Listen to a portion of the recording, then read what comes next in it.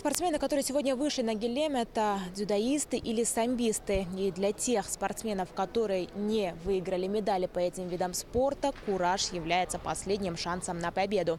И этот шанс спортсмены упускать не собирались. Каждая чалва давалась в результате упорной борьбы. И потому, кто станет победителем, предсказать было невозможно.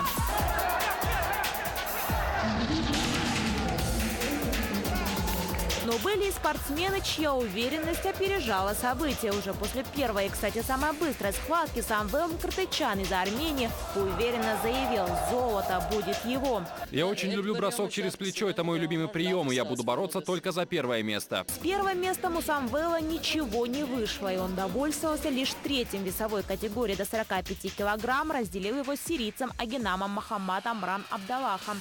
Первое место досталось монгольскому спортсмену Байбаджаву Цок Ачиру. Пожалуй, самой зрелищной стала встреча между туркменом Муратом Караевым и казахом Серикбалсин Шунтасом в весовой категории до 75 килограммов. Красивую победу показал казахский спортсмен. Хорошо. Я проиграл в дзюдо. Вот здесь первое место занял. Спасибо. Все. А вот в весовой категории до 65 килограммов впервые в кураже себя попробовал армянский дзюдоист Тигран Кубян. Дебютный выход на Гилем не помешал спортсмену не только попасть в финал, но и выиграть серебро.